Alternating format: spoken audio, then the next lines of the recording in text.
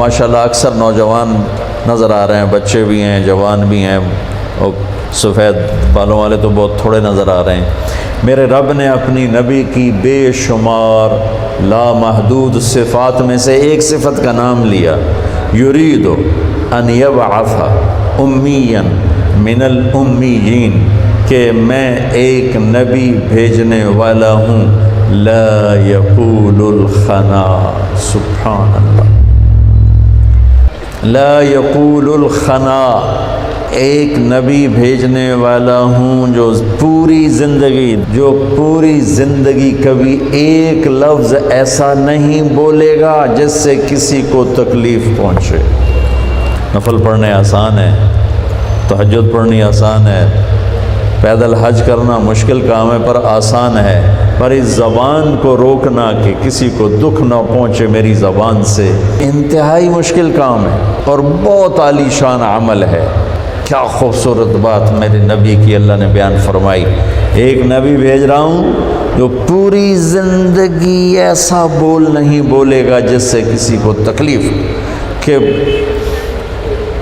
کہنے والا کہہ رہا ہو یا طارق جمیل نے ایسی بات کی نا میرا دل ہی توڑ کے رکھ دیا۔ یہ جملہ میرے نبی کے بارے میں نہ کبھی کوئی کافر بولا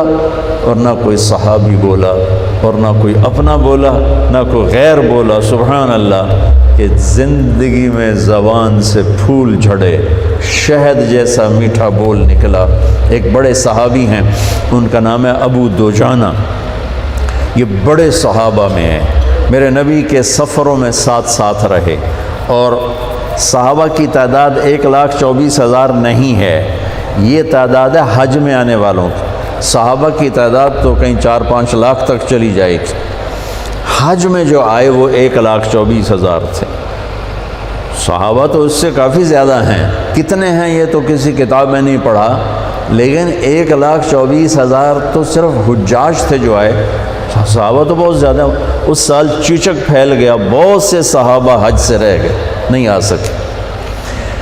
ان سارے صحابہ میں جنہوں نے ہر سفر اپنے نبی کے ساتھ کیا، ان کی تعداد 200 سے زیادہ نہیں، 200 سے، یہ 3-4-5 لاکھ صحابہ کا خلاصہ ہیں 200 صحابہ، پھر ان کا خلاصہ ہیں سابقین اولین، اور اس میں ہیں ابو دجانہ۔ اور میرے نبی کے یہ محبوب صحابی کہہ رہے ہیں کہ لوگو ان ارجع عملی عندی، میرے پاس بخشش کا سب سے بڑا عمل، میرے پاس بخشش کا سب سے بڑا عمل صحابی ہونا نہیں، جنگ بدر نہیں،